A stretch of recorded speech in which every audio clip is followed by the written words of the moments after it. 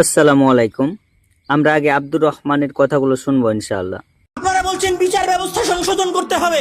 বিচার ব্যবস্থায় যে জজ আর উকিলেরা বসে আছে, সব তো চোর, বাটপার, মিথ্যুকেরা বসে আছে, কিভাবে সমাধান হবে?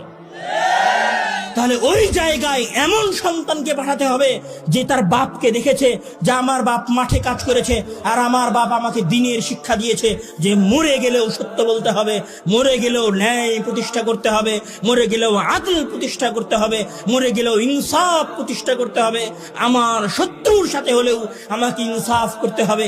এই রকম বিশ্বাস নিয়ে পড়াশোনা করে সঠিক আকীদা এবং মানহাজ রেখে যেই ছেলে ওই আন্দোলনে যাবে, যেই ছেলে ওই সচিবালয়ে যাবে, যেই ছেলে জজ এবং উকিল হবে, আজ থেকে 25 বছর পরে হলেও বাংলাদেশের ভাগ্যাকাশে নতুন আলো উদিত হবে। সেইটার জন্য আপনাদেরকে প্রস্তুতি নিতে হবে, সেইটার জন্য আপনার সন্তানকে প্রস্তুত করতে হবে।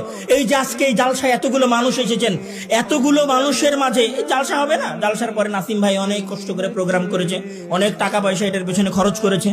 আমরা এসেছি, আব্দুর রহিম বক্তব্য দিয়েছে, আমি বক্তব্য দিচ্ছি, আমার পরে আব্দুল্লাহ ভাই বক্তব্য দিচ্ছে, আমার বক্তব্যের পরে সাথে সাথে আপনারা ঠিক বলতেছেন, আব্দুল্লাহ ভাই বক্তব্য দিবে, তখন আরো জোরে জোরে ঠিক বলবেন। আপনার ওই ঠিকের আওয়াজ শেষ আর আপনার কর্ম শেষ।